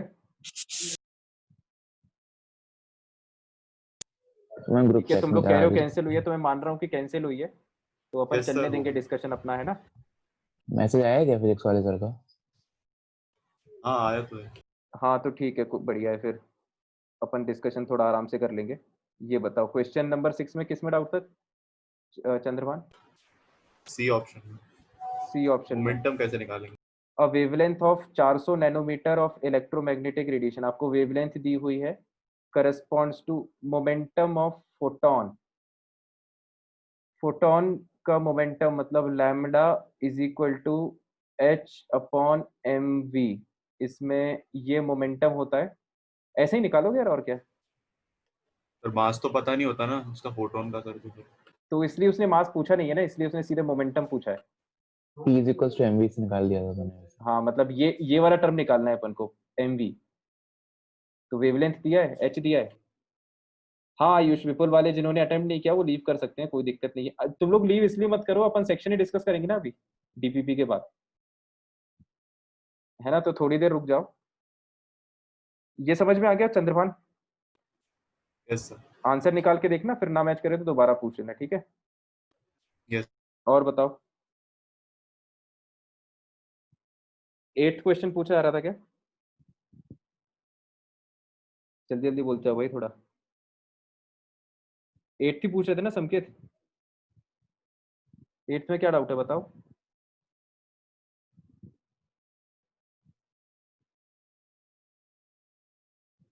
क्यों संकेत? Sir D option. 8th में डी ऑप्शन में डाउट है? कौन सा क्वेश्चन है ये? 8th में डी ऑप्शन में क्या डाउट है? Velocity of gamma rays is more than that of infrared radiations. तो कैसे समझ में नहीं आया, कहाँ पढ़ा, याद नहीं आ रहा। ये वेलोसिटी अपन ने उसमें पढ़ी थी ना, v is equal to mu lambda. हाँ। तो उससे आप चेक कर लो, velocity of gamma rays is more than that of infrared radiations. तो बेसिकली वेलोसिटी की बात हो रही है दो टाइप के रेडिएशंस के लिए, तो इसमें वो वाला फॉर्मूला लगा दो, v is equal to mu lambda,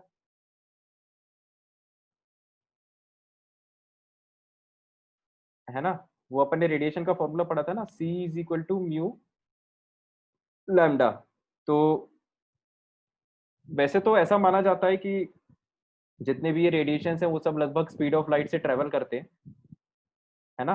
तो मेरे हिसाब से दोनों की वेलोसिटी सेम ही होनी चाहिए यार, अलग क्यों होगी? ये क्वेश्चन ये कह रहा है कि आप वेलोसिटी ऑफ गामा रेज जो है वो इलेक्ट्रोमैग्नेटिक आईआर रेडिएशन से ज्यादा है, मतलब गामा की इंफ्रारेड से ज्यादा वेलोसिटी होती है। मैं ये कह रहा हूँ कि अपन ने थ्योरी में ऐसा पढ़ा है कि जितने भी इलेक्ट्रोमैग्नेटिक रेडिएशंस होते हैं ये सब स्पीड ऑफ लाइट से ट्रेवल करते हैं, हाँ तो सबकी वेलोसिटी सेम ही होगी, इसलिए ये स्टेटमेंट गलत है। तो यही आंसर होना चाहिए ना? हाँ हाँ, यही आंसर होना चाहिए, और क्या? ये आंसर नहीं है क्या? यही है। हाँ ठीक है, और बताओ। सर 14।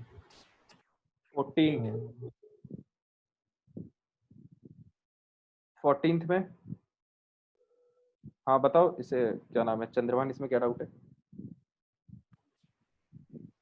सर पता नहीं सर, देख के अजीब सा लग रहा था। नहीं सर, वो z की वैल्यू में थोड़ी दिक्कत आ रही थी बस। एक मिनट, ये है क्वेश्चन नंबर 14। सर हो जाएगा सर। हो जाएगा सर पक्का? क्योंकि सर मैंने, हाँ सर, मैंने हाइड्रोजन एटम नहीं देखा था। किसी और को डाउट है इसमें तो मैं एक्सप्लेन करूं 14? और नहीं है शायद, तो फिर अपन आगे बढ़ते हैं। उसके अलावा किसी क्वेश्चन में डाउट है इस डीपीपी में? तो अब अपन शीट पे आ जाते हैं। शीट अपनी कहाँ है? सेक्शन ए दिया था, राइट?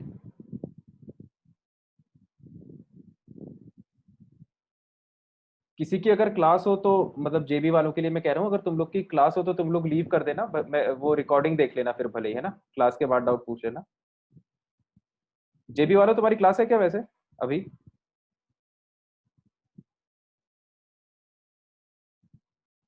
बताओ। शायद। चलो ठीक है, इतने 5 मिनट में तो खैर डिस्कशन ही हो जाएगा, अपन कर ही लेते हैं। इसमें बताओ कौन से सेक्शन ए में किसी में डाउट है?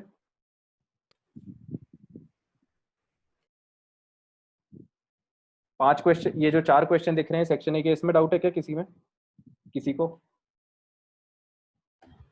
सर दूसरे वाले में डाउट है सर, मेरे 5 बन रहे थे इसमें। दूसरा वाला देख लेते हैं पहले। 5 तुम्हारे बन रहे थे, 5 तो तुम ज्यादा बना रहे हो यार, 5 तो नहीं बनेंगे।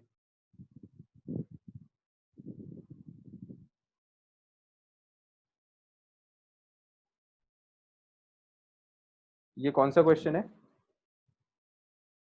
A2। तो इसमें देखो, ये एक्सरसाइज 1 पार्ट 1 A2, और how many isomeric alkynes, isomers अपन को बनाना है alkynes, on hydrogenation gives 3,3 dimethyl hexane. तो कितने आइसोमेरिक एल्काइंस हैं, है ना, ऐसे कितने स्ट्रक्चर्स हैं जिनका जब आप हाइड्रोजनेशन कराओगे तो उससे आपको हेक्स 6 कार्बन एन और 3,3 डाई मिथाइल, है ना? कितने ऐसे आइसोमेरिक एल्काइंस पॉसिबल है जिसके हाइड्रोजनेशन से आपको ये प्रोडक्ट बनेगा? इसके अपन को अलग अलग स्ट्रक्चर्स बनाने हैं यहाँ पे। तो देखो, सिंपल सी बात ये है कि एल्काइंस की बात हो रही है, मतलब यहाँ पर ट्रिपल बॉन्ड रहा होगा, है ना? तो अपन को बेसिकली प्रोडक्ट दिया है और अपन को रिएक्टेंट बनाना है ना, उल्टा करना है क्वेश्चन में। तो बेसिक स्केलेटन, कार्बन स्केलेटन तो वही रहेगा, बस फर्क क्या है कि अब कहीं कहीं पर ट्रिपल बॉन्ड रहा होगा, तो ट्रिपल बॉन्ड जैसे यहाँ पे रह सकता है, ठीक है? तो जब ट्रिपल बॉन्ड यहाँ पे रहेगा, हाइड्रोजनेशन कराओगे तो उससे भी यही प्रोडक्ट बनेगा, है ना? तो ये पहली पॉसिबिलिटी। ट्रिपल बॉन्ड यहाँ पे आ नहीं सकता, यहाँ पे नहीं आ सकता, यहाँ पे आ सकता है, ये दूसरी पॉसिबिलिटी, यहाँ पे आ सकता है तीसरी पॉसिबिलिटी, 3 स्ट्रक्चर बनेंगे। इसमें डाउट क्या है चंद्रमान, बताओ? तो शायद वो दूसरा क्वेश्चन है, मैं देख रहा हूँ। ट्रिपल बॉन्ड एक बार यहाँ पे आ सकता है, फिर यहाँ पे आ सकता है और यहाँ पे आ सकता है। ट्रिपल बॉन्ड के आने की और कोई पोजीशन पॉसिबल नहीं है। तो तीन एल्काइंस होंगे जिनके हाइड्रोजनेशन से ये प्रोडक्ट बनेगा। क्वेश्चन नंबर तुम लोग अच्छे से लिख लिया करो यार, है ना? क्वेश्चन नंबर लिख लिया करो जिसमें तुम्हें डाउट है लाइन से। ताकि अपना डिस्कशन थोड़ा फास्ट भी हो और ऑन टारगेट डिस्कशन हो। आयुष थर्ड क्वेश्चन पूछ रहा है तो मैं थर्ड क्वेश्चन बता देता हूँ। अब थर्ड क्वेश्चन आयुष वही जुगाड़ जुगाड़ करना है इसमें। थर्ड क्वेश्चन में मतलब हिट एंड ट्रायल वाला क्वेश्चन है, आपको कर करके देखना पड़ेगा। Yes sir. है ना? हाँ हाँ यश, अभी अपन आएंगे उस क्वेश्चन पे तो मैं बताता हूँ, पहले ये वाला एक्सप्लेन कर दूं। थोड़ा सा ये मतलब वो पजल टाइप का क्वेश्चन है, जैसे जम्बल्ड पजल्स होती है ना, उसमें अपन ब्लॉक्स को इधर उधर करके देखते हैं हिट एंड ट्रायल से, उस तरह से इसको करना है ना? तो देखो लॉजिक अपन कहाँ कहाँ पे यूज कर सकते हैं वो अभी देखना, उससे समझ में आ जाएगा। आ साइक्लो एल्केन, तो ये तो पहली बात फिक्स हो गया कि एल्केन साइक्लिक है, जिसका कि मॉलिक्यूलर मास आपको दिया हुआ है 84 एंड 4 सेकेंडरी कार्बन एटम्स, है ना? 4 उसमें 2 डिग्री कार्बन एटम है, will form 4 monochloro structure isomers on chlorination, और क्लोरीनेशन से 4 मोनोक्लोरो स्ट्रक्चर आइसोमर्स बन रहे हैं। तो अपन को साइक्लोहेक्सेन का साइक्लोएल्केन का स्ट्रक्चर आइडेंटिफाई करना है। ठीक है, तो देखो अब ध्यान से देखना, यहाँ पर प्रॉब्लम यह है कि अपन को फॉर्मूला भी नहीं बताया है ना? क्वेश्चन ये टफ थोड़ा किस लिए, क्योंकि अपन को साइक्लोएल्केन का फॉर्मूला भी नहीं बताया क्या है, और अपन को उसका स्ट्रक्चर भी नहीं बताया। फॉर्मूला अपन को पता होता तो डी से अपन स्ट्रक्चर का एक आइडिया लगा लेते। तो अब अपन को हिट एंड ट्रायल करके देखना पड़ेगा। तो अब ध्यान से देखो, इसमें आपको बोला गया है स्ट्रक्चर के बारे में, पहले हम सोचते हैं स्ट्रक्चर के बारे में क्या क्या दिया है। साइक्लिक है, ठीक है, 4 2 डिग्री कार्बन एटम है। तो 2 डिग्री कार्बन एटम कैसा दिखता है? 2 डिग्री कार्बन एटम का मतलब ये होता है कि एक कार्बन जो 2 कार्बन से जुड़ा हो, ऐसे कार्बन को हम 2 डिग्री कार्बन बोलते हैं। सही बात है? तो अब क्वेश्चन क्या कह रहा है कि ऐसे कितने कार्बन एटम है? ऐसे 4 कार्बन एटम्स हैं मॉलिक्यूल में। ठीक है, और अपन को एल्केन रखना है साइक्लो। तो अब आप क्या करो कि 4 इस तरह के कार्बन एटम्स को एक साइकिल में जमा दो, है ना? हिट एंड ट्रायल से अपन कर करके देख रहे हैं, तो मैंने ऐसे 4 कार्बन एटम लिए और चारों को साइकिल में जमा दिया, क्योंकि उसने साइक्लो एल्केन बोला है ना? तो इसमें देख लो कितने 2 डिग्री कार्बन एटम है। ये वाला कार्बन एटम 2 डिग्री है, ये वाला 2 डिग्री है, चारों 2 डिग्री है। इसका मतलब ये वाली कंडीशन तो सेटिस्फाई हो रही है।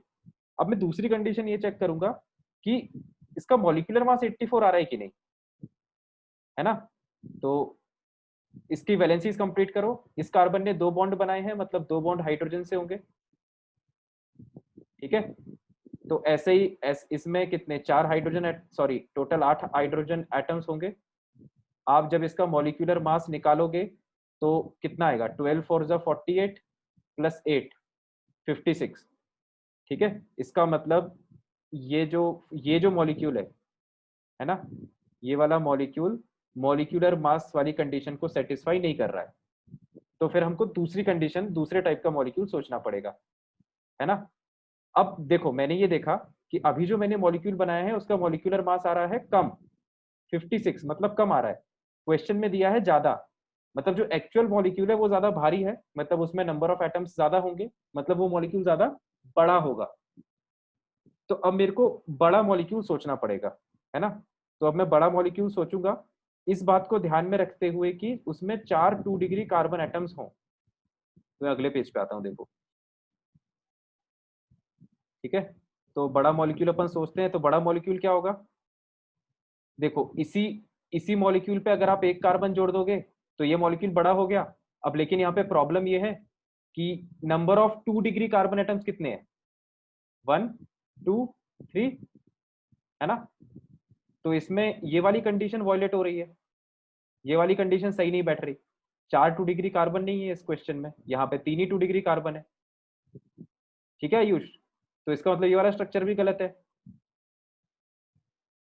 तो कुछ और सोचना पड़ेगा, है ना? ये वाला स्ट्रक्चर गलत क्यों है? क्योंकि यहाँ पर 3 2 डिग्री कार्बन एटम है, एक 3 डिग्री है और एक 1 डिग्री है, और होना चाहिए 4 2 डिग्री। तो ये वाला स्ट्रक्चर भी गलत है। तो अब फिर से मैं और थोड़ा बड़ा स्ट्रक्चर सोचता हूँ। इस बार मैं क्या करूंगा, पांच कार्बन ही रहने दूंगा क्योंकि मेरे को मॉलिक्यूलर मास तो बढ़ाना है, लेकिन मैं रिंग को थोड़ा बड़ा कर देता हूँ। रिंग को मैं 4 मेंबर से कर देता हूँ 5 मेंबर्ड। तो 3 4 5, ये देखो ये 5 मेंबर्ड रिंग हो गई, ठीक है। तो 5 मेंबर्ड रिंग हो गई। अब यहाँ पर इसमें प्रॉब्लम ये है कि ये मॉलिक्यूलर मास तो इसका ज्यादा है, लेकिन इसमें 5 2 डिग्री कार्बन एटम्स हो गए, सही है। तो होने कितने चाहिए? 4। तो इसका मतलब मुझे किसी एक की डिग्री चेंज करना पड़ेगा। तो मैं ऐसा करता हूं, यहां पर एक कार्बन बढ़ा देता हूं। तो इस एक कार्बन बढ़ाने से क्या हुआ, ये वाला जब कार्बन जो पहले 2 डिग्री था वो अब 3 डिग्री हो चुका है। तो अब इस क्वेश्चन में 4 ही 2 डिग्री कार्बन एटम्स हैं। ये 4 2 डिग्री है, ये 3 डिग्री है और एक ये 1 डिग्री है। तो अब मैं इसमें दूसरी कंडीशन चेक करूंगा कि क्या इसमें मॉलिक्यूलर मास सही बैठ रहा है। तो जब आप इसमें सारे हाइड्रोजन वगैरह ड्रॉ करोगे, इसका आप मॉलिक्यूलर मास निकालोगे, तो इसका मॉलिक्यूलर मास आ जाएगा 84, है ना। मतलब ये स्ट्रक्चर सही है, ये अपना स्ट्रक्चर सेलेक्ट हो गया, ठीक है। ये अपनी सारी गिवन कंडीशंस को सेटिस्फाई कर रहा है। सॉरी 2 डिग्री, ये 2 डिग्री है, ये 2 डिग्री है, ये 2 डिग्री है, ये 2 डिग्री, ये 3 डिग्री, ये 1 डिग्री, ठीक है। और आगे जो एक और कंडीशन है वो भी चेक कर लो, है ना। सारी कंडीशंस हमें चेक करना होता है इस तरह के क्वेश्चन में। ये 2 कंडीशंस तो सही बैठ गई। एक कंडीशन ये बच रही है कि 4 मोनोक्लोरो स्ट्रक्चरल आइसोमर्स बनना चाहिए क्लोरीनेशन पे। तो देखो 4 मोनोक्लोरो बनना चाहिए। तो एक बार आप क्लोरीन यहाँ पे लगाओ, एक एक स्ट्रक्चर बनेगा। एक बार क्लोरीन यहाँ पे लगाओगे, दूसरा स्ट्रक्चर बनेगा। एक बार क्लोरीन या तो यहाँ पे लगा दो या तो यहाँ पे लगा दो, है ना। ये दोनों पोजीशन सेम है, मतलब ये वाली पोजीशन और ये वाली पोजीशन सेम है, ठीक है। सिमिलरली आप क्लोरीन यहाँ पे लगा दो या फिर यहाँ पे लगा दो, ठीक है। ये दोनों पोजीशन सेम है और ये दोनों पोजीशन भी सेम है। तो बेसिकली 4 टाइप के मोनोक्लोरो स्ट्रक्चर्स बन जाएंगे, 1 2 3 और 4। क्लियर हुआ क्या आयुष? तो ये जो स्ट्रक्चर ये सारी कंडीशन सेटिस्फाई कर रहा है, मतलब ये सही आंसर है ना। तो इस तरह के क्वेश्चन में इस तरह से अपन हिट एंड ट्रायल को और जो क्वेश्चन में इंफॉर्मेशन दी है उसको अपन को पैरेलल में चेक करना पड़ता है दोनों, है ना। तो अपन अब अगले क्वेश्चन पे आते हैं। ये वाला क्वेश्चन काफी अच्छा था। और बताओ कौन सा है? सर A4 का सेकंड ही है वो जो मैं पूछ रहा था। A4 का सेकंड, ये यस सर। इसको देख, सर मेरे 5 बन रहे थे इसमें। देख लेते हैं, कोई दिक्कत नहीं है, इसमें तो ज्यादा टाइम नहीं लगेगा।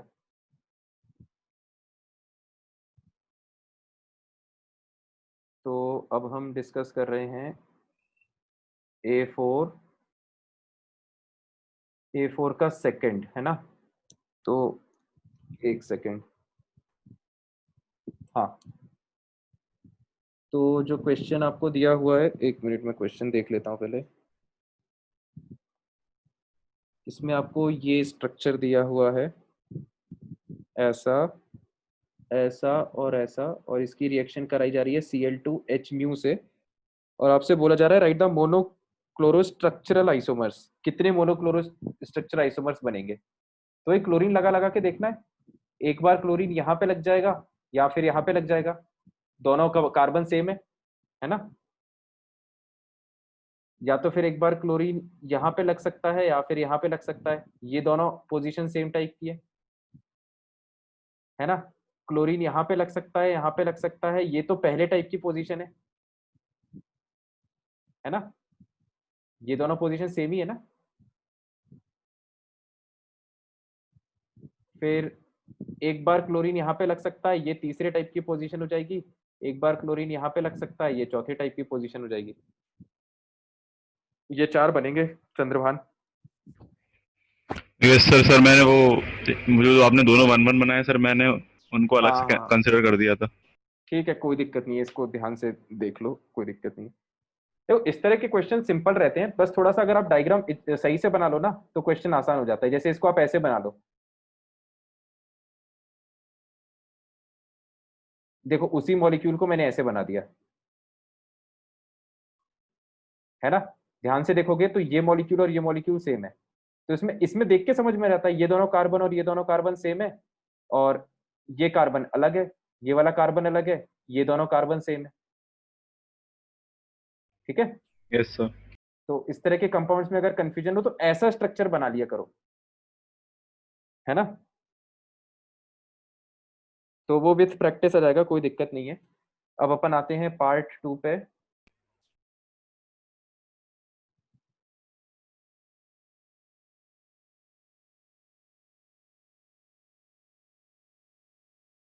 पार्ट 2 में बताओ भाई किसमें डाउट है। Sir A5। हाँ A5 के पहले सर A8। A5 देख लेते हैं पहले। The number of possible monochloro derivatives. A5 के पहले तो नहीं है ना किसी को।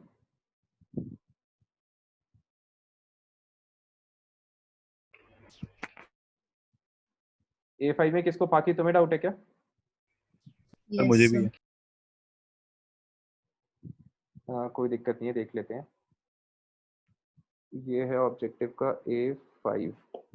Number of possible monochloro derivatives of 2233 टेट्रामिथाइल butane. पहले इसका स्ट्रक्चर बना लेते हैं। ब्यूट मतलब 4, टेट्रा मतलब 4 मिथाइल लगे हुए हैं। कौन कौन सी पोजीशन पे, तो 2,2 पोजीशन पे 2 लगे हुए हैं, और 3,3 पे 2 लगे हुए हैं, है ना। तो ये स्ट्रक्चर हो गया। अब इसमें आप क्लोरीन लगा दो, एक क्लोरीन यहाँ पे आ सकता है या फिर एक क्लोरीन यहाँ पे आ सकता है, ये दोनों पोजीशन तो सेम है। और बेसिकली ये तीनों ही पोजीशन सेम है यार। क्लोरीन आप यहाँ पे लगा दो, या यहाँ पे लगा दो, या यहाँ पे लगा दो, या यहाँ पे, या यहाँ पे, या फिर यहाँ पे, तीनों पोजीशन सेम ही है। मतलब कितनी, 6 पोजीशन हो गई, 6 कार्बन सेम है ये, है ना। और ये दोनों कार्बन सेम है, लेकिन यहाँ पर इन दोनों कार्बन पे कोई हाइड्रोजन नहीं है, तो आप इसमें क्लोरीन लगा नहीं सकते। तो एक आएगा इसका आंसर। तो इसमें डाउट क्या है, तुम लोग डाउट पूछो। एक्सप्लेनेशन तो इतना ही है बस इसमें।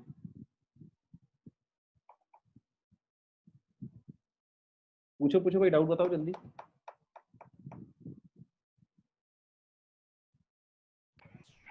आ गया सर, मेरे 2 बन रहे थे ना सर आइडेंटिटी। हाँ बाकी तुम्हें क्लियर हो गया। यस सर, वो आइडेंटिकल का ही कुछ अच्छा चलो ठीक है। तो और बताओ, A5 हो गया, फिर सर A8। A8 देख लेते हैं।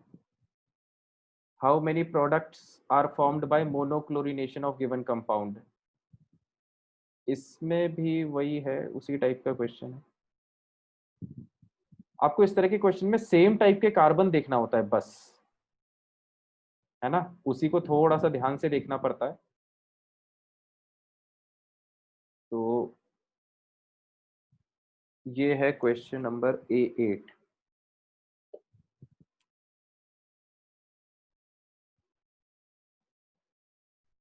तो इसमें देखो, आपको जो कंपाउंड दिया है वो ये दिया हुआ है। यहाँ पर एक कार्बन लगा हुआ है, एक यहाँ पे लगा हुआ है, और एक यहाँ पे लगा हुआ है ना। तो सिमेट्रिक तो दिख रहा है मॉलिक्यूल, ठीक है। एक एक एक मतलब पोजीशन ये है, तो ये और ये तीनों पोजीशन सेम है। इसमें कोई डाउट तो नहीं है यश। No sir. फिर ये दूसरी टाइप की पोजीशन हो गई, ये वाली पोजीशन या फिर ये वाली पोजीशन या फिर ये वाली पोजीशन, ये दोनों भी सेम है ना। सिमेट्रिक है मॉलिक्यूल तीनों साइड से। फिर ये वाली कार्बन या फिर ये वाला कार्बन या फिर ये वाला कार्बन, ये तीनों भी सेम है, तीसरी टाइप की पोजीशन। बस और कोई कार्बन बचा ही नहीं, तो 3 आंसर आएगा इसका।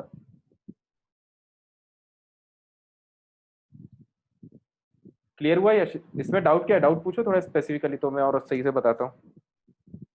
सर वो डाउट ही, क्योंकि मैं वो मल्टीपल टाइम्स वो सब कले वो स्पेसिफाई कर रहा था, मतलब देख रहा था। अच्छा अच्छा, देखो इसमें अगर किसी को और ज्यादा अच्छे से करना है, मतलब और ज्यादा डिटेल में करना है, तो ऐसे कर सकता है कि आप तो नाम लिख लिख के देख लो, है ना। जब आप IUPAC नेम लिख लिख के देखोगे ना, तो आपको दिखेगा कि आप क्लोरीन कितनी किसी भी जगह पर लगाओ, तीन बार ही डिफरेंट नाम आएंगे, ठीक है। जो भी चौथा नाम आप लिखोगे वो ऊपर के 3 नाम में से किसी एक से मैच करेगा, ठीक है।